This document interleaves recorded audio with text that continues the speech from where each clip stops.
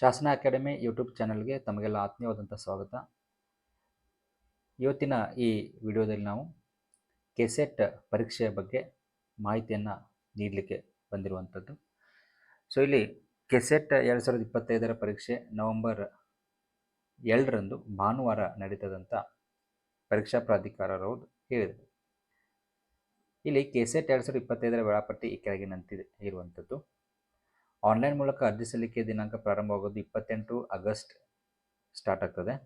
ಆಮೇಲೆ ಆನ್ಲೈನ್ ಮೂಲಕ ಅರ್ಜಿ ಸಲ್ಲಿಸಲಿಕ್ಕೆ ಕೊನೆಯ ದಿನಾಂಕ 18/9. ಇನ್ನು ಅರ್ಜಿ ಶುಲ್ಕ ಪಾವತಿಸಲು ಕೊನೆಯ ದಿನಾಂಕ 19/9 ಅಂದರೆ ಸೆಪ್ಟೆಂಬರ್ ಮಂತ್ವರೆಗೆ ಇದೆ. ಇನ್ನು ಪ್ರವೇಶ ಪತ್ರ ಹಾಲ್ ಟಿಕೆಟ್ ಸಿಗುವಂತಹ ಬಿಡುಗಡೆ ಮಾಡುವಂತಹ ದಿನಾಂಕ 24/10/2025. ಇನ್ನು ಪರೀಕ್ಷಾ ದಿನಾಂಕ ಅನ್ನುವಂಥದ್ದು 2/11/2025ರಲ್ಲಿ ಪರೀಕ್ಷಾ ದಿನಾಂಕ ಇರುವಂಥದ್ದು, ಅಂದರೆ 2 ನವಂಬರ್. ಸೊ ಬರೋಬ್ಬರಿ ಒಂದು 60 ಡೇಸ್ ಆದರೂ ನಮ್ಮ ಹತ್ರ ಇದೆ ಈಗ ಸದ್ಯಕ್ಕೆ ಕೆಸೆಟ್ ಪ್ರಿಪೇರ್ ಆಗಲಿಕ್ಕೆ. ಸೊ ಯಾರೆಲ್ಲ ಎಕ್ಸಾಮ್ ಬರಿಬೋದು ಅನ್ನೋದನ್ನು ನೋಡ್ತಾ ಹೋಗೋಣ. ಸ್ವಲ್ಪ ಅರ್ಹತಾ ನಿಬಂಧನೆಗಳನ್ನು ನೋಡೋಣ. ಇಲ್ಲಿ ಅರ್ಹತಾ ನಿಬಂಧನೆಗಳಲ್ಲಿ ನೋಡ್ರಿ, PG master degree, MA, MSc, MCOM master degree ಯಾರ್ದಾಗಿರ್ತದಲ್ಲ, ಅಥವಾ ಮಾಸ್ಟರ್ ಡಿಗ್ರಿಯಲ್ಲಿ 55% ಅಂಕಗಳನ್ನು ಪಡೆದಿರಬೇಕು. ಪೂರ್ಣಾಂಕಿತಗೊಳಿಸಬಾರದು ಅಂತ ಮೊದಲೇ ಹೇಳಿದರು ಅವರಲ್ಲಿ. ಓಕೆ, ಪೂರ್ಣಾಂಕಿತಗೊಳಿಸಬಾರ್ದು ಅಂತ ಹೇಳಿದೆ. ಅಂದರೆ ಈಗ ಕೆಲವರದು 54.36% ಆಗಿರ್ತದೆ.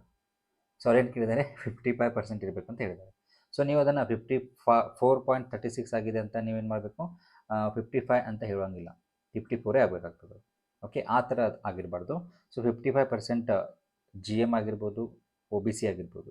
ಇಲ್ಲಿ ನೋಡಿ, ಸಾಮಾನ್ಯ ವರ್ಗದ ಅಭ್ಯರ್ಥಿಗಳು 55% ಪಡಿಬೇಕು. ಮತ್ತು ಪರಿಶಿಷ್ಟ ಜಾತಿ SC ಮತ್ತು ST ಹಾಗೂ ಹಿಂದುಳಿದ ವರ್ಗ ಪ್ರವರ್ಗ 1, 2A, 2B, 3A, 3B ಅವರಿಗೆ ಎಷ್ಟಿದೆ, 50% ಇರುವಂಥದ್ದು. ಹಿಂದುಳಿದ ವರ್ಗದವರಿಗೆ 50%, ಸಾಮಾನ್ಯ ವರ್ಗದವರಿಗೆ GMದವರಿಗೆ 55% ಇರುವಂಥದ್ದು. ಇನ್ನು ಎರಡನೇ ಪಾಯಿಂಟ್ ಏನಿದೆ, ಕೆಲವು PG ಮಾಡ್ತಿರ್ತಾರೆ, ಈಗ MA ಮಾಡ್ತಿರ್ತಾರೆ, MSc ಮಾಡ್ತಿರ್ತಾರೆ, ಈಗ ರೆಗ್ಯುಲರ್ ಈಗ ಹೋಗ್ತಿರ್ತಾರೆ. ಅವರು 3rd ಸೆಮ್ಮು, 2nd ಸೆಮ್ಮು ಇರ್ತಾರೆ, ಅವರು 4th ಸೆಮ್ಮು ಅಥವಾ ಓಕೆ, ಅಂದರೆ ಅವರು ಕಂಟಿನ್ಯೂ ಮಾಡ್ತಿರ್ತಾರೆ ಎಜುಕೇಷನನ್ನು. ಅವ್ರದ್ದು ಇನ್ನೂ ಕ್ಲಿಯರ್ ಆಗಿರೋದಿಲ್ಲ. ಸೊ ಅಂಥ ವಿದ್ಯಾರ್ಥಿಗಳು ಅಪ್ಲೈ ಮಾಡ್ಬೋದಾ ಅನ್ನುವಂಥ ಪ್ರಶ್ನೆಗೆ ಅವರು ಕೂಡ ಅರ್ಹರಿರ್ತಾರೆ. ಓಕೆ, ಸ್ನಾತಕೋತ್ತರ ಪದವಿ ಪಡೆದವರು ಹಾಗೂ ಪ್ರಸ್ತುತ ಶೈಕ್ಷಣಿಕ ವರ್ಷದಲ್ಲಿ ವ್ಯಾಸಂಗ ಮಾಡುತ್ತಿರುವ ಪ್ರಥಮ ಮತ್ತು ದ್ವಿತೀಯ ಸ್ನಾತಕೋತ್ತರ ಪದವಿ ವಿದ್ಯಾರ್ಥಿಗಳು. ಓಕೆ, ಫಸ್ಟ್ ಇಯರ್ ಆಗಿರ್ಬೋದು ಅಥವಾ ಸೆಕೆಂಡ್ ಇಯರ್ ಆಗಿರ್ಬೋದು. ಫಸ್ಟ್ ಇಯರ್ನಲ್ಲಿ ಸೆಕೆಂಡ್ ಸೆಮಿಸ್ಟರ್ ಆಗಿರ್ಬೋದು, ಆಮೇಲೆ ಸೆಕೆಂಡ್ ಇಯರ್ನಲ್ಲಿ 3rd ಸೆಮ್ ಅಥವಾ 4th ಸೆಮ್ ಆಗಿರ್ಬೋದು. ಯಾರು ಎಜುಕೇಷನ್ ಈಗ ಪಡೀತಿದ್ದಾರೆ ಅವರು ಕೆಸೆಟ್ ಪರೀಕ್ಷೆಯನ್ನು ತೆಗೆದುಕೊಳ್ಳಲು ಅರ್ಹರಾಗಿರುತ್ತಾರೆ. ಓಕೆ, ಆದರೆ ಮತ್ತೊಂದು ಕಂಡೀಷನ್ ಆಗ್ತಾನೆ ಅವನು. ಓಕೆ, ಎಲಿಜಿಬಲ್ ಇದ್ದಾರೆ, ಬಟ್ ಪ್ರಸ್ತುತ ವ್ಯಾಸಂಗ ಮಾಡುತ್ತಿರುವ ಅಭ್ಯರ್ಥಿಗಳಿಗೆ ಪರೀಕ್ಷೆ ತೆಗೆದುಕೊಳ್ಳಲು ತಾತ್ಕಾಲಿಕವಾಗಿ ಮಾತ್ರ ಪ್ರವೇಶ ನೀಡಲಾಗುವುದು. ಅಂದರೆ ಟೆಂಪ್ರರಿ ಅವರು ಪರ್ಮಿಷನ್ ಕೊಡ್ತಾರೆ ನಿಮಗೆ ಕೆಸೆಟ್ ಎಕ್ಸಾಮ್ ಬರೆಯೋದಕ್ಕೆ. ಬಟ್ ಆದರೆ ಅವರು ಸ್ನಾತಕೋತ್ತರ ಪದವಿ ಅಥವಾ ಸಮಾನವಾದ ಪರೀಕ್ಷೆಯನ್ನು ಸಾಮಾನ್ಯ ವರ್ಗದವರು 55% ಮತ್ತು SC ST OBC ಇವರು 50% ಕಂಪ್ಲೀಟಾಗಿ ಮಾಡಬೇಕು, ಅಂದರೆ ಪೂರೈಸಿರಬೇಕು. ಆ ಒಂದು ಮಾರ್ಕ್ ಏನಿದೆಯಲ್ಲ, ಅದು 50% ಆಗಿರ್ಬೋದು, 55% ಆಗಿರ್ಬೋದು, ಅವರು PGನಲ್ಲಿ ಕಂಪಲ್ಸರಿಯಾಗಿ ತೆಗೆದುಕೊಂಡಿರಬೇಕು. ಮತ್ತು ಅರ್ಹತೆ ಹೊಂದಿ ಕೆಸೆಟ್ ಪರೀಕ್ಷೆ ಫಲಿತಾಂಶ ಪ್ರಕಟಿಸಿದ ದಿನಾಂಕದಿಂದ 2 ವರ್ಷದೊಳಗಾಗಿ ಅವರ ಸ್ನಾತಕೋತ್ತರ ಅಂಕಪಟ್ಟಿಗಳನ್ನು ಸಲ್ಲಿಸಿದರೆ ಮಾತ್ರ ಸಹಾಯಕ ಪ್ರಾಧ್ಯಾಪಕ ಅರ್ಹತಾ ಪ್ರಮಾಣ ಪತ್ರವನ್ನು ಪಡಿಬಹುದು ಅಂತ ಇದೆ. ಇಲ್ಲಿ ನೋಡಿ, PG ನೀವು ಮಾಡ್ತಿದ್ದೀರಾ, ಈಗ ಸಪೋಸ್ 2nd ಸೆಮ್ನಲ್ಲಿದ್ದೀರಾ ಅಂತ ಅಂದ್ಕೊಳ್ಳಿ. 2nd ಸೆಮ್ನಲ್ಲಿದ್ದೀರಾ, ಏನೋ ಬಾಯ್ ಲಕ್ಕಿಲಿ ತುಂಬ ಎಫರ್ಟ್ ಹಾಕಿ ತುಂಬ ಸ್ಟಡಿ ಮಾಡಿ ನೀವು ಕೆಸೆಟ್ ಪರೀಕ್ಷೆನ ಪಾಸ್ ಮಾಡಿದ್ರಿ ಅಂತ ಅಂದ್ಕೊಳ್ಳಿ. ಈಗ 2nd ಸೆಮ್ನಲ್ಲಿದ್ದೀರಾ, ಏನೋ ಪಾಸ್ ಆಯ್ತಪ್ಪ, ಕೆಸೆಟ್ ಎಕ್ಸಾಮ್ ನಿಮ್ಮದು ಕ್ಲಿಯರ್ ಆಯ್ತು ಅಂತ ಅಂದ್ಕೊಳ್ಳಿ. ಸೊ ಕ್ಲಿಯರ್ ಆದ ತಕ್ಷಣ ನಿಮಗೆ ಸರ್ಟಿಫಿಕೇಟ್ ಅವ್ರು ಇಮಿಡಿಯೇಟಾಗಿ ಕೊಡಲ್ಲ. ಯಾಕಂತಂದರೆ ನಿಮ್ಮದು PG ಕಂಪ್ಲೀಟ್ ಆಗಿರೋದಿಲ್ಲ. ಹಾಗಾಗಿ ನಿಮ್ಮ PG ಕಂಪ್ಲೀಟ್ ಮಾಡೋದಕ್ಕೆ ಟೈಮ್ ಕೊಟ್ಟಿರ್ತಾರೆ, 2 ಇಯರ್ಸ್ ಟೈಮ್. ಹೇಗೆ, ಒಂದು ಒಂದು ಸರ್ಟಿಫಿಕೇಟ್ ಇದೆ ನೋಡಿ, ನಂದೇ ಇದು ಸರ್ಟಿಫಿಕೇಟ್, ಜಸ್ಟ್ ತೋರಿಸ್ತೀನಿ ಹೆಂಗೆ ಇರ್ತದೆ ಅಂತೇಳಿ. ನೋಡಿ, ಈ ಥರ ಸರ್ಟಿಫಿಕೇಟ್ ಇರ್ತದೆ.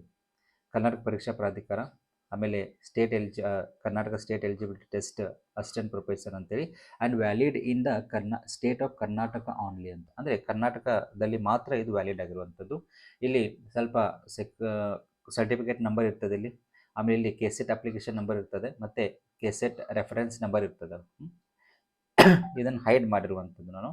ಇಲ್ಲಿ QR ಕೋಡ್ ಕೂಡ ಇರ್ತದೆ. ಈ QR ಕೋಡ್ ಸ್ಕ್ಯಾನ್ ಮಾಡಿದ್ರೆ ನಮ್ಮ ಡೀಟೇಲ್ಸ್ ಎಲ್ಲ ಬರ್ತದೆ. ಸೊ ಇದು ನಮ್ಮ ಹೆಸರು, ಫಾದರ್ ನೇಮ್, ಆಮೇಲೆ ನೆಕ್ಸ್ಟ್ ಬರುವಂಥದ್ದು ಮದರ್ ನೇಮ್. ಇವರು ಅಂದರೆ ನಾನು 13 ಜನವರಿ 24 2024ರಲ್ಲಿ KCET ಹಿಸ್ಟ್ರಿ ಪರೀಕ್ಷೆಯಲ್ಲಿ ತೇರ್ಗಡೆ ಹೊಂದಿದ್ದೀನಿ ಅಂತ. ಸೊ ಇಲ್ಲೊಂದು ಹೈಲೈಟ್ ಮಾಡ್ತಾನೆ ನೋಡಿ ಅವನು.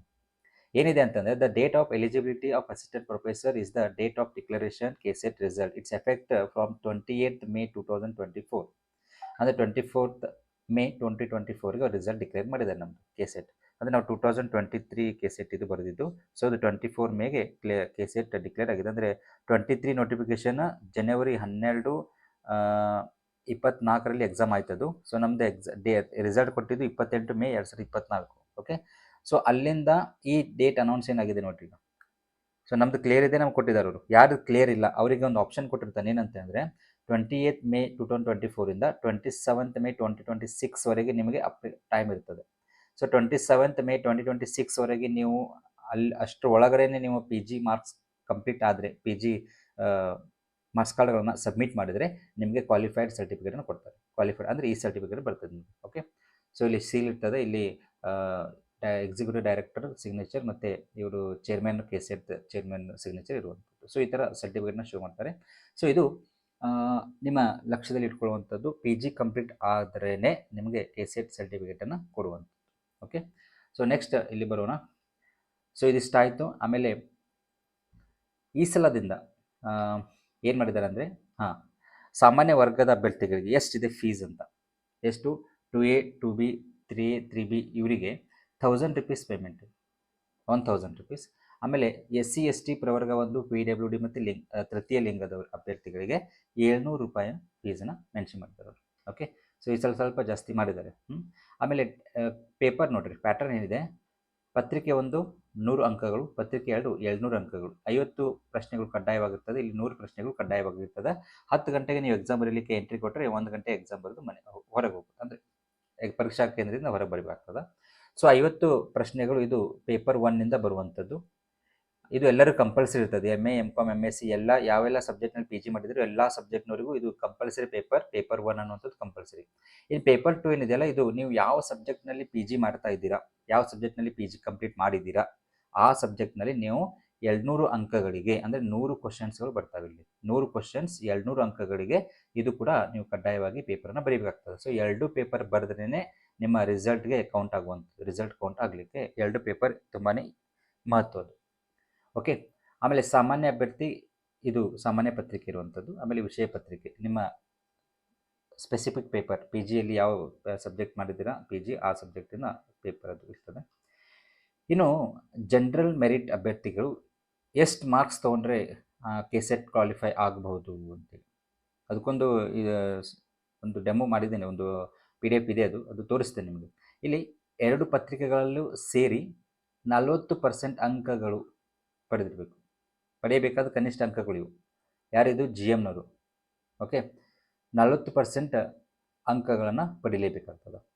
SC ST OBC ಮತ್ತು ಟ್ರಾನ್ಸ್ಜೆಂಡರ್ ಕ್ಯಾಂಡಿಡೇಟ್ಸ್ಗಳು 2 ಪತ್ರಿಕೆಗಳನ್ನ ಸೇರಿ 35 ಅಂಕಗಳನ್ನು ಪಡಿಬೇಕಾಗ್ತದೆ. 35 35% ಅಂಕಗಳನ್ನು, 35% ಯಾರಿಗೆ SC ST OBC ಮತ್ತು ಟ್ರಾನ್ಸ್ಜೆಂಡರ್ ಅಭ್ಯರ್ಥಿಗಳಿಗೆ 35% ಪರ್ಸೆಂಟೇಜ್. ಆಮೇಲೆ 2 ಪತ್ರಿಕೆಗಳನ್ನ ಸೇರಿ GM ಅಭ್ಯರ್ಥಿಗಳಿಗೆ 40% ನೀವು ಕ್ವಾಲಿಫೈ ಮಾಡಲೇಬೇಕಾಗ್ತದೆ, ಇಷ್ಟು ಮಾರ್ಕ್ಸ್ ತೊಗೋಬೇಕು. ಹಾಗಂತೇಳಿ 40%ಗೆ ಬಂತಂದರೆ ನೀವು ಕ್ವಾಲಿಫೈ ಆಗ್ತೀರಾ? ಇಲ್ಲ. ಓಕೆ, ಅದರಲ್ಲೂ ಕೂಡ ಮತ್ತೆ ಅವನೇನು ಮಾಡ್ತಾನೆ, ರಿಸರ್ವೇಷನ್ ಪಾಲಿಸಿಯನ್ನು ಫಾಲೋ ಮಾಡ್ತಾನೆ. ಎಷ್ಟು ಸ್ಲಾಟ್ಸ್ ಅವೈಲೇಬಲ್ ಇದ್ದಾವೆ, ಎಷ್ಟು ಜನ ಅಪ್ಲೈ ಮಾಡಿ, ಎಷ್ಟು ಜನ ಎಲಿಜಿಬಲ್ ಕ್ರೈಟೇರಿಯಾ ಕ್ಲಿಯರ್ ಆಗಿದೆ, ಆ ಎಲಿಜಿಬಿಲಿಟಿ ಕ್ರೈಟೇರಿಯಾದಲ್ಲಿ ಯಾರ್ದೆಲ್ಲ ಕ್ಯಾಟಗರಿ ಕೂರ್ತದೆ ಅದನ್ನೆಲ್ಲವೂ ಕೂಡ ವೆರಿಫೈ ಮಾಡಿನೇ ಅವನು ಮತ್ತೆ ಪರ್ಸೆಂಟೇಜ್ ಕಟ್ ಆಫನ್ನು ಡಿಸೈಡ್ ಮಾಡ್ತಾನೆ. ಸೊ ಇಲ್ಲಿ 40%ಅನ್ನು ಇಟ್ಕೊಳಕ್ಕೆ ಹೋಗಬೇಡಿ. ಯಾವಾಗೂ ಕೂಡ ನಿಮ್ಮ ಟಾರ್ಗೆಟ್ 60% ಅಬೋನೇ ಇರಲಿ. ಅದೇ ಈಗ 300ಗೆ 150 ತೊಗೊಂಡ್ರೆ 50% ಆಗ್ತದೆ. ಸೊ ನಿಮ್ದು ಏನಾದ್ರು ಟಾರ್ಗೆಟ್ 200 ಅಂತಾನೆ ಇಟ್ಕೊಳ್ಳಿ. ಓಕೆ, ಲಾಸ್ಟಿಗೆ 160 180 ಆದರೂ ಬರ್ತದೆ. ಯಾವಾಗೂ ಕೂಡ ಟಾರ್ಗೆಟ್ ಜಾಸ್ತಿನೇ ಇಟ್ಕೊಳ್ಳಿ. IAS ಆಗಲಿಲ್ಲ ಅಂದರೆ ಕೂಡ IAS ರೇಂಜಿಗೆ ಕನಸು ಕಾಣಬೇಕು, ಲಾಸ್ಟಿಗೆ KS ಆದರೂ ಆಗ್ತೇವೆ ನಾವು. ನೀವು KS ಕನಸು ಕಂಡ್ರೆ ಅಂದರೆ ಲಾಸ್ಟಿಗೆ ಆಮೇಲೆ FD ಆಗುವಂಥದ್ದು ಚಾನ್ಸಸ್ ಇರ್ತದೆ. ಹಾಗಾಗಿ ಏನೇ ಇದ್ರೂ ಕನಸನ್ನು ಜಾಸ್ತಿನೇ ಕಾಣ್ಕೊಂಡು ನಿಮ್ದೇನು ಟಾರ್ಗೆಟ್ 300 ಮಾಡ್ಕೊಳ್ಳಿ, ನೋ ಪ್ರಾಬ್ಲಮ್. ಯಾರು ಬೇಡ ಅಂತಾರೆ ನಿಮಗೆ, ಹೌದಾ? 300ಗೆ ನಿಮ್ಮದು 200 ಮ್ಯಾಕ್ಸಿಮಮ್, ನಿಮ್ದು 200 ಮಿನಿಮಮ್ ಇರಲೇಬೇಕು. ಅಂದರೆ ನಿಮ್ಮ ಆರಾಮಾಗಿ ಕಣ್ಣು ಮುಚ್ಕೊಂಡು ನೀವು ಕ್ಲಿಯರ್ ಮಾಡ್ತೀರಾ. ಓಕೆ, 2 ಪೇಪರ್ ಸೇರಿ 200 ಮಾರ್ಕ್ಸ್ ಆಗಬೇಕಂದ್ರೆ 100 ಕ್ವಶನ್ಸ್ ಕರೆಕ್ಟ್ ಆಗಬೇಕು. ಅದರಲ್ಲಿ 100 ಕ್ವಶನ್ಸ್ ಕರೆಕ್ಟ್ ಆಗಬೇಕಂದ್ರೆ ಎಫರ್ಟ್ ತುಂಬಾ ಇರಬೇಕಾಗ್ತದೆ. ಓಕೆ, ಸೊ ಇಷ್ಟು ಆಯ್ತಂದರೆ ಇಲ್ಲಿ ಅವರು ಮೆಥಡ್ ಕೊಟ್ಟಿದ್ದಾರೆ, ಯಾವ ಥರ ಅವರು ಪರ್ಸೆಂಟೇಜ್ನ ಕ್ಯಾಲ್ಕುಲೇಟ್ ಮಾಡ್ತಾರೆ ಅಂತೇಳಿ. ಸೊ ಈ ಒಂದು ಫಾರ್ಮುಲಾ ಮುಖಾಂತರನೇ ಅವರು ಪರ್ಸೆಂಟೇಜ್ನ ಇದು ಫೈನಲ್ ಮಾಡುವಂಥದ್ದು ಕಟ್ ಆಫ್ ಅಂಕಗಳು. ಆಮೇಲೆ ಕೆಲವು ವಿಷಯಗಳು ನೋಡಿ, 33 ವಿಷಯಗಳಿಗೆ ನಡೀತದೆ ಈ ಸಲ ಎಕ್ಸಾಮ್. ಇದರಲ್ಲಿ ಒಂದು ಆರ್ಕಿಯಾಲಜಿ ಸಬ್ಜೆಕ್ಟ್ನ ಮಿಸ್ ಮಾಡಿದಾರೆ ಅವರು, ಯಾಕೆ ಮಿಸ್ ಮಾಡಿದಾರೋ ಅಥವಾ ಏನೋ ಬೈ ಚಾನ್ಸ್ ಮಿಸ್ ಆಗಿದೋ ಗೊತ್ತಿಲ್ಲ. ಸೊ ನೋಡೋಣ ಮುಂದಿನ ದಿನಗಳಲ್ಲಿ ಏನಾದರೂ ಕ್ಲಾರಿಫಿಕೇಶನ್ ಕೊಡ್ತಾರಾ ಅಂತ. ಸೊ ಇದರಲ್ಲಿ ಆರ್ಕಿಯಾಲಜಿ ಒಂದು ಪುರಾತತ್ವ ಇಲ್ಲ ಶಾಸ್ತ್ರ ಅನ್ನುವಂಥ ಪೇಪರ್ ಇಲ್ಲ ಇದರಲ್ಲಿ. ಓಕೆ, ಸೊ ಕೆಲವು 33 ವಿಷಯಗಳು ಇದಾವೆ, ಯಾವ ಲ್ಯಾಂಗ್ವೇಜ್ನಲ್ಲಿ ಬರಿಬೋದು. ವಾಣಿಜ್ಯ ಶಾಸ್ತ್ರದವ್ರು ಆಂಗ್ಲ ಭಾಷೆಯಲ್ಲಿ ಇರ್ತದೆ ಪ್ರಶ್ನೆ ಪತ್ರಿಕೆ. ಆಮೇಲೆ ಕನ್ನಡದವ್ರಿಗೆ ಕನ್ನಡ ಭಾಷೆ, ಅರ್ಥಶಾಸ್ತ್ರದವರಿಗೆ ಕನ್ನಡ ಮತ್ತು ಆಂಗ್ಲ ಭಾಷೆಯಲ್ಲಿ.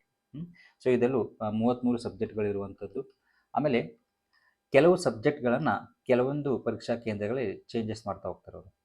ಅಂದರೆ ಈಗ ಸಪೋಸ್ ನೋಡಿ, ಕೆಲವೊಂದು ಪರೀಕ್ಷಾ ಕೇಂದ್ರಗಳು ಎಷ್ಟಿದ್ದಾವೆ, ಒಟ್ಟು 11 ಪರೀಕ್ಷಾ ಕೇಂದ್ರಗಳು ಇರುವಂಥದ್ದು. 11 ಪರೀಕ್ಷಾ ಕೇಂದ್ರಗಳಲ್ಲಿ 18 ವಿಷಯಗಳಿಗೆ ಕೆಸೆಟ್ ಪರೀಕ್ಷೆ ನಡೀತದೆ. ಯಾವೆಲ್ಲ 18 ಅಂದರೆ ಈ 18 ವಿಷಯಗಳು ಮೇನ್ ಆಗಿ, ಮುಖ್ಯವಾಗಿ ವಾಣಿಜ್ಯಶಾಸ್ತ್ರ, ಕನ್ನಡ, ಅರ್ಥಶಾಸ್ತ್ರ ಎಲ್ಲ ವಿಷಯಗಳಿಗೆ ಈ ಮೇಲಿನ 11 ಪರೀಕ್ಷಾ ಕೇಂದ್ರಗಳಲ್ಲಿ ಈ ಪರೀಕ್ಷೆಗಳು ನಡೀತವೆ ಈ ಸಬ್ಜೆಕ್ಟ್ಗಳಿಗೆ. ಮತ್ತು ಉಳಿದಂಥ ಸಬ್ಜೆಕ್ಟ್ಗಳಲ್ಲಿ ಒಂದು 15 ಸಬ್ಜೆಕ್ಟ್ ಇದ್ದಾವೆ, ಅದು ಕೇವಲ ಬೆಂಗಳೂರನ್ನು ಮಾತ್ರ ನೀವು ಎಕ್ಸಾಮ್ ಸೆಂಟರ್ ಆಗಿ ತೆಗೆದುಕೊಳ್ಬೇಕಾಗ್ತದೆ. ಯಾಕಂತಂದರೆ ಇದು ತುಂಬ ಕಡಿಮೆ ಜನ ಇಲ್ಲಿ ಅಪ್ಲೈ ಮಾಡ್ತಾರೆ, ಅದೊಂದು ದೃಷ್ಟಿಗೋಸ್ಕರ ಅವ್ರು ಮಾಡ್ತಾರೆ. ಮೇಲಿನ ಸಬ್ಜೆಕ್ಟ್ ಈ ಗ್ರೂಪ್ನಲ್ಲಿರುವಂಥ ಸಬ್ಜೆಕ್ಟ್ನಲ್ಲಿ ಜಾಸ್ತಿ ಹೈಯೆಸ್ಟ್ ಇಲ್ಲಿ ಅಪ್ಲೈ ಮಾಡುವಂಥವ್ರು. ಹಾಗಾಗಿ ಇಲ್ಲಿ ಸ್ವಲ್ಪ ಸ್ಟೂಡೆಂಟ್ಸಿಗೆ ಬೇರೆ ಬೇರೆ ಕಡೆ ಎಲ್ಲ ಅವರು ಮ್ಯಾನೇಜ್ ಮಾಡ್ತಾರೆ. ಬಟ್ ಇಲ್ಲಿ ಹಂಗಲ್ಲ, ಇಲ್ಲಿ ಕಡಿಮೆ ಜನ ಅಪ್ಲೈ ಮಾಡೋದ್ರಿಂದನೂ ಅಥವಾ ಅವರ ಒಂದೇನು ತಾಂತ್ರಿಕ ಕಾರಣಗಳಿಂದನೂ ಅವರು ಬೆಂಗಳೂರು ಕೇಂದ್ರನ ಮಾತ್ರ ಇಲ್ಲಿ ಆಯ್ಕೆ ಮಾಡ್ಕೋಬೇಕಂತ ಸ್ಪಷ್ಟವಾಗಿ ಸೂಚನೆ ಕೊಟ್ಟಿದ್ದಾರೆ ಅವರು. ನೀವು ಈ ಸಬ್ಜೆಕ್ಟ್ನವ್ರು ಯಾರು ಅಪ್ಲೈ ಮಾಡ್ತಾ ಇದ್ದಾರೆ ಕೆಸೆಟ್ಗೆ, ನೀವು ಬೆಂಗಳೂರು ಕೇಂದ್ರವನ್ನು ಮಾತ್ರ ಪರೀಕ್ಷಾ ಕೇಂದ್ರವಾಗಿ ಆಯ್ಕೆ ಮಾಡಿಕೊಳ್ಳಬೇಕು ಅಂತ ಹೇಳಿದ್ರು. ಓಕೆ, ಇದಾದಮೇಲೆ ಯಾವುದೇ ಹಾರ್ಡ್ ಕಾಪಿನ ನೀವು ಕಳಿಸೋ ಅವಶ್ಯಕತೆ ಇಲ್ಲ. ಓಕೆ, ಏನಾದರೂ ಡೌಟ್ಸ್ ಇದ್ದರೆ ನೀವು ಕಾಂಟ್ಯಾಕ್ಟ್ ಮಾಡ್ಬೋದು KE ಅವರಿಗೆ. ಆಮೇಲೆ ನಮ್ಮ ಈ ಯೂಟ್ಯೂಬ್ ಚಾನಲ್ ಕೂಡ ನೀವು ಕಮೆಂಟ್ ಮುಖಾಂತರ ನಿಮ್ಮ ಏನೇ ಡೌಟ್ಸ್ ಇತ್ತಂದರೆ ನೀವು ನಮಗೆ ಡೌಟ್ಸ್ಗಳನ್ನ ಕೇಳ್ಬೋದು, ನಾವು ಅದನ್ನು ಸಾಲ್ವ್ ಮಾಡ್ತೇವೆ. ಸೊ ಇಲ್ಲಿ ಕೆಸೆಟ್ ಎಕ್ಸಾಮ್ ನಾವು ಇತಿಹಾಸಕ್ಕೆ ಪರ್ಟಿಕ್ಯುಲರ್ ಆಗಿ ಕೆಲವೊಂದು ಇತಿಹಾಸಕ್ಕೆ ಪರ್ಟಿಕ್ಯುಲರ್ ಆಗಿ ಕ್ಲಾಸನ್ನ ತೆಗೆದುಕೊಳ್ತಾ ಇದ್ವಿ, ಆನ್ಲೈನ್ ಕ್ಲಾಸ್ನ. ಮತ್ತು ಕೆಸೆಟ್ ಪೇಪರ್ 1ಗೂ ಕೂಡ ಆನ್ಲೈನ್ ಕ್ಲಾಸ್ನ ತೊಗೊಳ್ತೇವೆ, ಬಟ್ ಈಗ ತೊಗೊಳ್ಳೋದಿಲ್ಲ ಅದನ್ನು.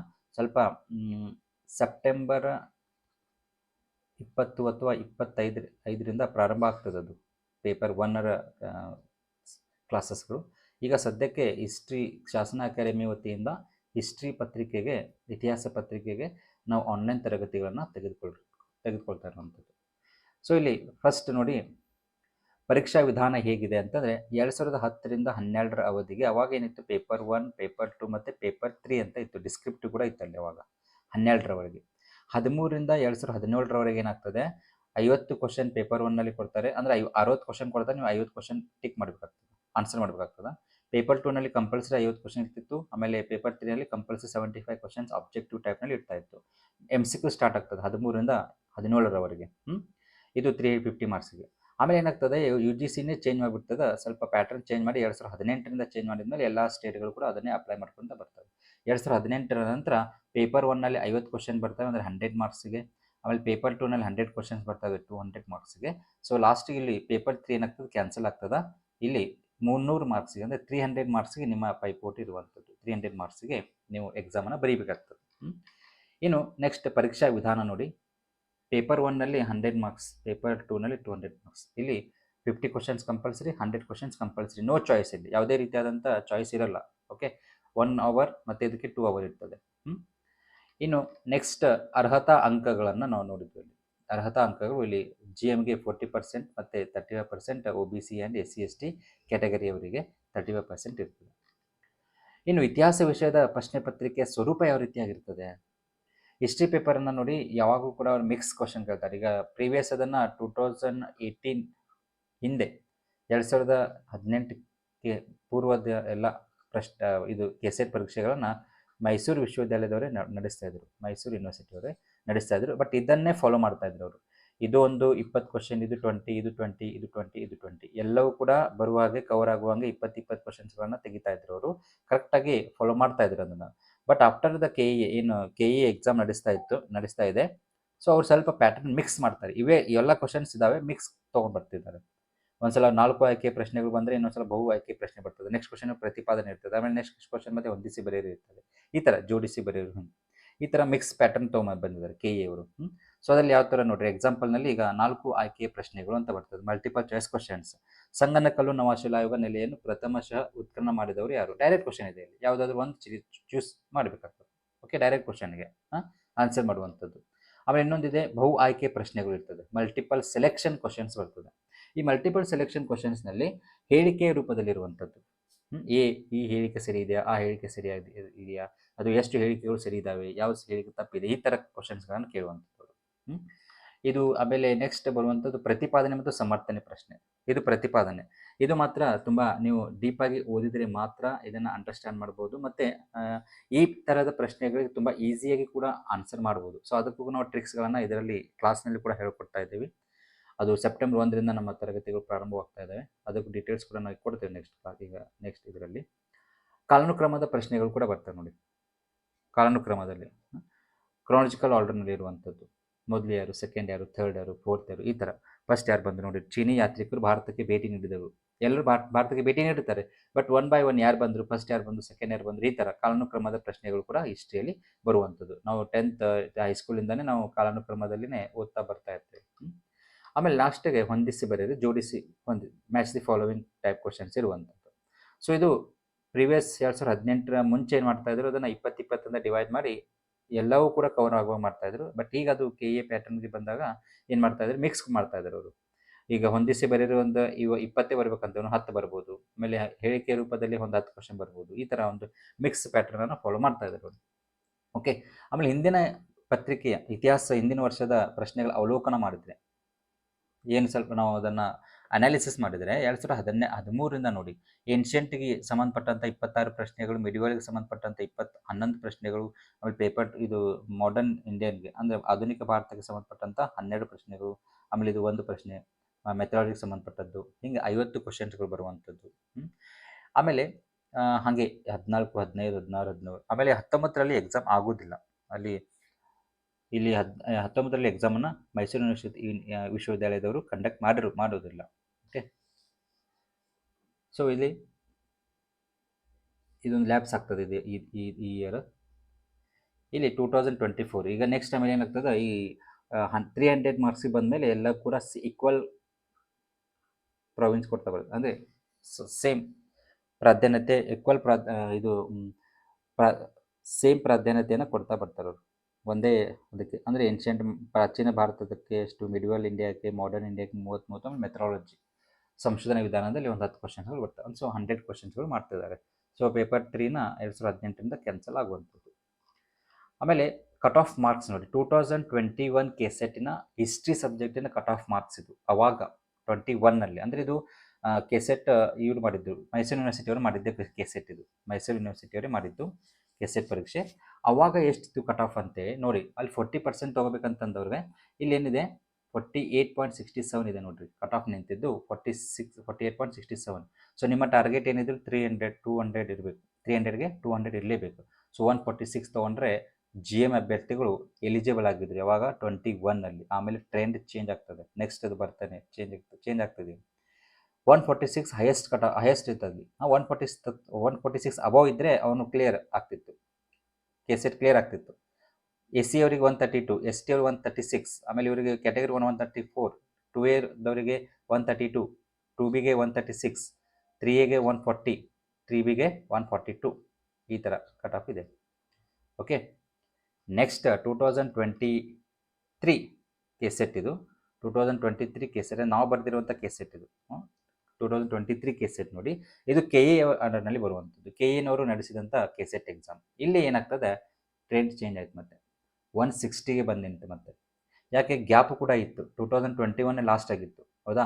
22 ಆಗಿಲ್ಲ, 23ನಲ್ಲಿ ಆಗಬೇಕಾಗಿದ್ದು, ಅದು 24ನಲ್ಲಿ ಎಕ್ಸಾಮ್ ಮಾಡಿದ್ರು. ಪೋಸ್ಟ್ಪೋನ್ ಮಾಡ್ತಾ 24ಗೆ ಎಕ್ಸಾಮ್ ಆಯ್ತು ಅದು. ಸೊ ಒಂದು 1.5 ಇಯರ್ ಅಥವಾ 2 ಇಯರ್ಸ್ ಅಂತಲೇ ಅಂದ್ಕೊಳ್ಳಿ. ಓಕೆ, ಅಪ್ರಾಕ್ಸಿಮೇಟ್ 2 ಇಯರ್ಸ್ ಅಲ್ಲಿ ಎಕ್ಸಾಮ್ ಪ್ರಿಪ್ರೇಷನ್ಗೆ ತೆಗೆದುಕೊಂಡಂಥ ಸಮಯ ಇತ್ತು. ಸೊ ಅಲ್ಲಿ GM ಕಟ್ ಆಫ್ 160 ಬಂತು, 160. ಆಮೇಲೆ SCಗೆ 146, ಆಮೇಲೆ STಗೆ 150, ಕ್ಯಾಟಗರಿ 1ಗೆ 152, ಆಮೇಲೆ 150, 2Bಗೆ 146, ಹೀಗೆ ಕಟ್ ಆಫ್ ಚೇಂಜ್ ಆಗ್ತಾ ಹೋಯ್ತು ನೋಡಿ. ಇಲ್ಲಿ ನೋಡಿ 154 ಯಾರಿಗಿದು 3Bಗೆ.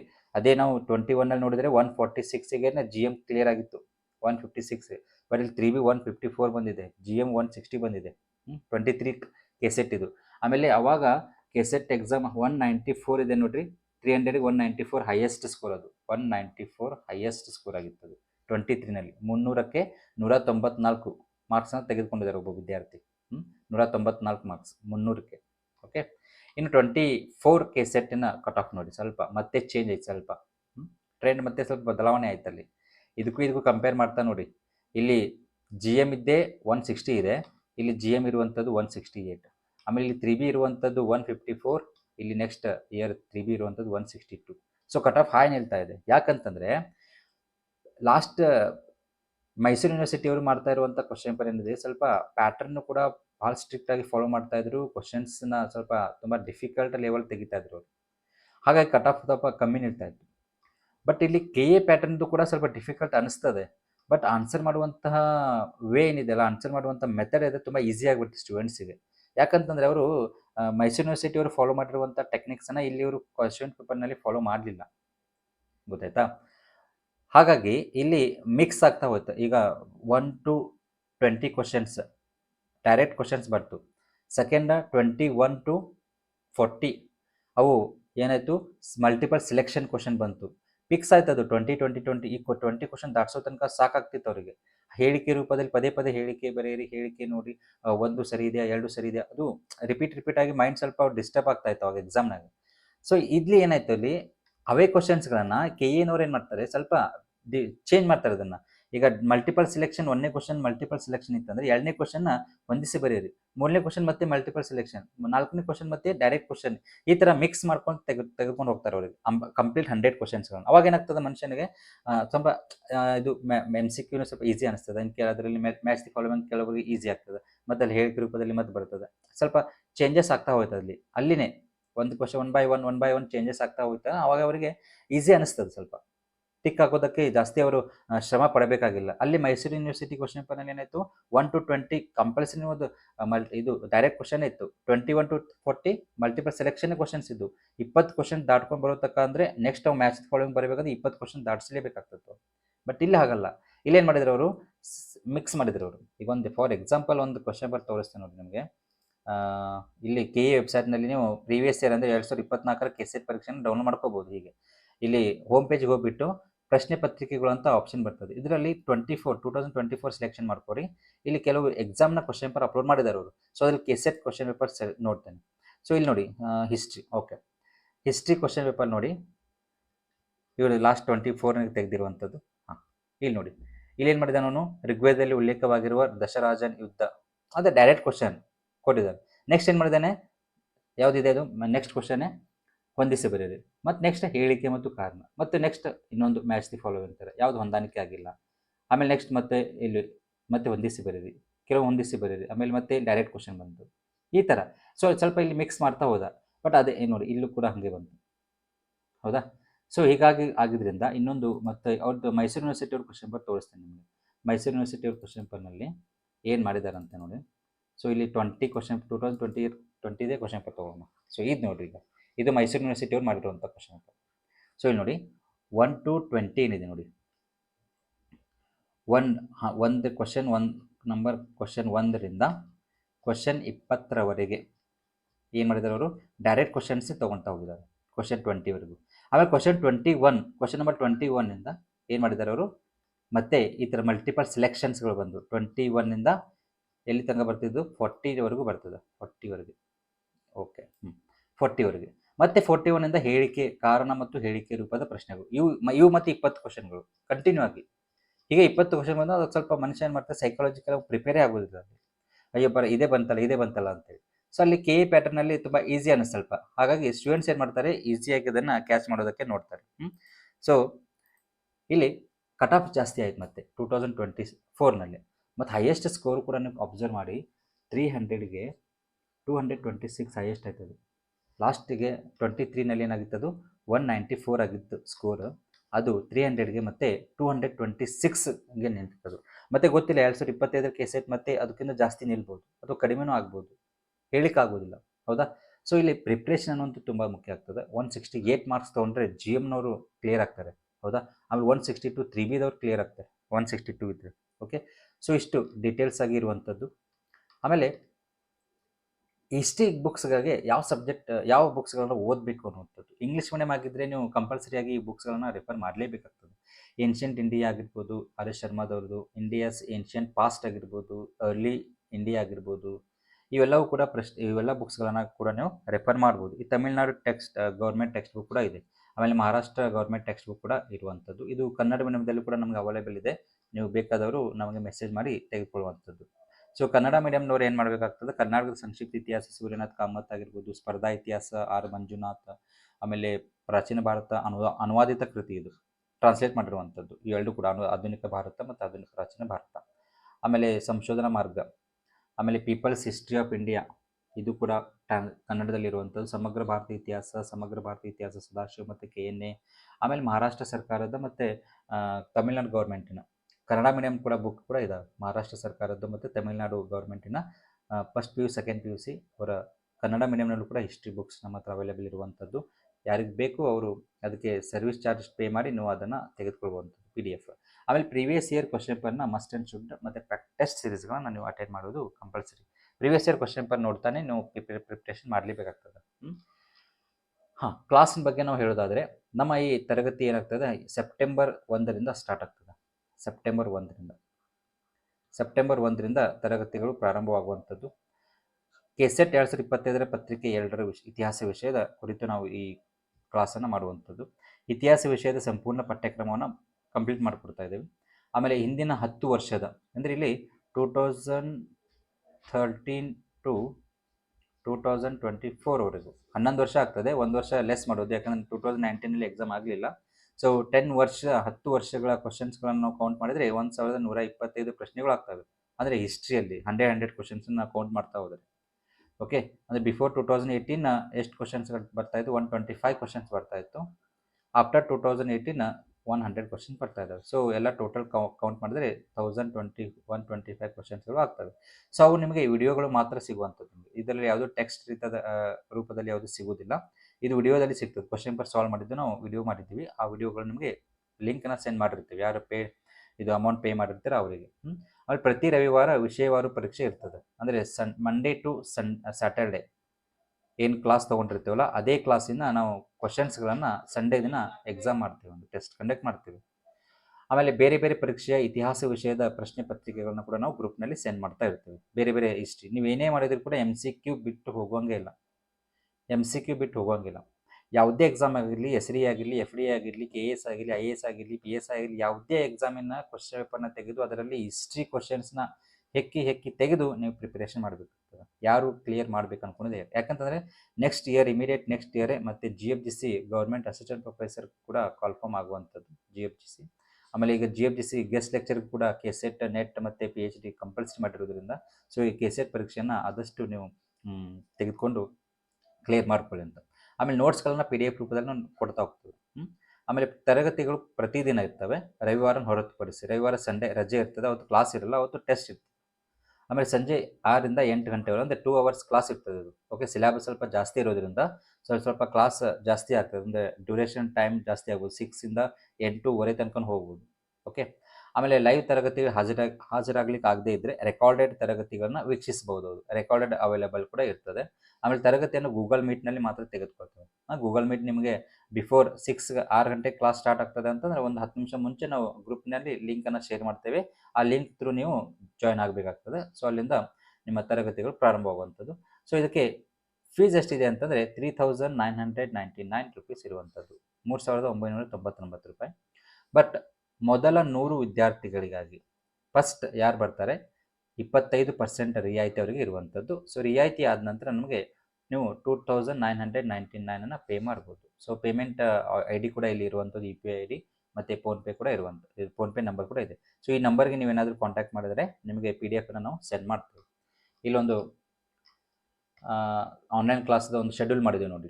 ಈ ಶೆಡ್ಯೂಲ್ ಪ್ರಕಾರನೇ ನಾವು ಹೋಗುವಂಥದ್ದು. ಇಲ್ಲಿ ಎಲ್ಲವೂ ಕೂಡ ಸಿಲೆಬಸ್ನಲ್ಲಿ ಇದ್ದದ್ದನ್ನು ಎಲ್ಲವೂ ಕೂಡ ಇಲ್ಲಿ ಬರೀಲಿಕ್ಕೆ ಹೋಗಲಿಲ್ಲ. ಮೇನ್ ವಾಕ್ಯಗಳನ್ನು ಮಾತ್ರ ಇಲ್ಲಿ ತೆಗೆದುಕೊಂಡಿದ್ದೇವೆ ಸಿಲೆಬಸ್ನ. ಯಾಕಂದರೆ ಇಷ್ಟು ನೋಡಿದ ತಕ್ಷಣ ನಿಮಗೆ ಎಲ್ಲ ಸಿಲೆಬಸ್ ಕವರ್ ಆಗಿದೆ ಅಂತ ನಿಮ್ಗೆ ಡೌಟ್ ಬರ್ಬೋದು, ಹೌದಾ? ಸೊ ಅದರಲ್ಲಿ ಎಲ್ಲವೂ ಕೂಡ ಒಂದು ಒಟ್ಟಿಗೆ ಮಾಡಿ ಒಂದು ವಾಕ್ಯವನ್ನು ರಚನೆ ಮಾಡಿರುವಂಥದ್ದು, ಪ್ರಾಚೀನ ಇತಿಹಾಸದ ಮೂಲಾಧಾರಗಳು ಅಂತೇಳಿ. ಪ್ರಾಗೈತಿಹಾಸಿಕ ಮತ್ತು ಇತಿಹಾಸ ಪೂರ್ವಕಾಲ ಇದೆಲ್ಲ ಯೂನಿಟ್ ವೈಸೇ ಇರುವಂಥದ್ದು. ಯೂನಿಟ್ 1, 2, 3, 4 ಅಂದರೆ ಈ ಒಂದು ಕಂಪ್ಲೀಟ್ಲಿ ಒಂದೇ ಯೂನಿಟ್ ಮುಗಿಸ್ಲಿಕ್ಕೆ ಒಂದು 5 ಡೇಸನ್ನು ತೆಗೆದುಕೊಳ್ತಾ ಇರುವಂಥದ್ದು. 5 ಡೇಸ್ ಅಂತಂದರೆ ಅದು 10 ಡೇಸೇ ಆಗ್ತದೆ, ಅಂದರೆ 1 ಡೇ 2 ಅವರ್ ಕ್ಲಾಸ್. ಸೊ ಇಷ್ಟು ಯೂನಿಟ್ ಅಪ್ ಟು 9 ತನಕ ಇರುವಂಥದ್ದು. ಮಂಡೇ ಟು ಸ್ಯಾಟರ್ಡೇ 6ರಿಂದ 8 ಗಂಟೆವರೆಗೂ ಕ್ಲಾಸ್ ಇರ್ತದೆ. ಆಮೇಲೆ ಸಂಡೇ ದಿನ ನೋ ಕ್ಲಾಸ್, ಆನ್ಲಿ ಟೆಸ್ಟ್, ಅದು ಸಂಜೆ 6 ಗಂಟೆಗೆ ಇರುವಂಥದ್ದು. ಏನಾದರೂ ಕಾಂಟ್ಯಾಕ್ಟ್ ಮಾಡೋದಿದ್ರೆ ನಮ್ಮ ಅಡ್ರೆಸ್ ಕೂಡ ಇಲ್ಲಿರುವಂಥದ್ದು, ನಾಗರಾಜ್ SB ಅಂತೇಳಿ. ಆಮೇಲೆ ಇವ್ರು ಲೆಕ್ಚರ್ ಕೂಡ ಆಗಿರುವಂಥವ್ರು. ಇಲ್ಲಿ ಎಲ್ಲ ಡೀಟೇಲ್ಸ್ ಕೂಡ ನಾವು ಈ PDF ನ ನಿಮಗೆ ಶೇರ್ ಮಾಡ್ತೇವೆ. ನೀವು ಯಾರಿಗೆ ಈ ಕ್ಲಾಸ್ ತಗೊಳ್ಳೋದಕ್ಕೆ ಆಸಕ್ತಿ ಇದ್ದವರು ನೀವು ನಮಗೆ ಹಾಯ್ ಅಂತ ವಾಟ್ಸಪ್ನಲ್ಲಿ ಮೆಸೇಜ್ ಈ ನಂಬರ್ಗೆ ಮೆಸೇಜ್ ಮಾಡಿದರೆ, ಹಾಯ್ ಅಂತ ಮೆಸೇಜ್ ಮಾಡಿದರೆ ನಾವು ನಿಮಗೆ ಇದರ ಡೀಟೇಲ್ಸ್ನ ಕಳಿಸ್ಕೊಡ್ತೇವೆ. ಈ QR ಕೋಡ್ ಸ್ಕ್ಯಾನ್ ಮಾಡೋದ್ರ ಮುಖಾಂತರ ಅಥವಾ UPI ID ಬಳಸಿ ಅಥವಾ ಈ ಫೋನ್ಪೇ ನಂಬರ್ ಬಳಸಿ ನೀವು ಪೇಮೆಂಟ್ ಮಾಡಿ ಸ್ಕ್ರೀನ್ಶಾಟನ್ನು ನಮಗೆ ಕಳಿಸಿದರೆ ನಾವು ನಿಮಗೆ ಗ್ರೂಪ್ಗೆ ಜಾಯಿನ್ ಮಾಡ್ತೇವೆ. ಸೊ ಸೆಪ್ಟೆಂಬರ್ 1ರಿಂದ ಕ್ಲಾಸಸ್ಗಳು ಸ್ಟಾರ್ಟ್ ಆಗುವಂಥದ್ದು, ಆದಷ್ಟು ಜಾಗೃತರಾಗಿರಬೇಕು.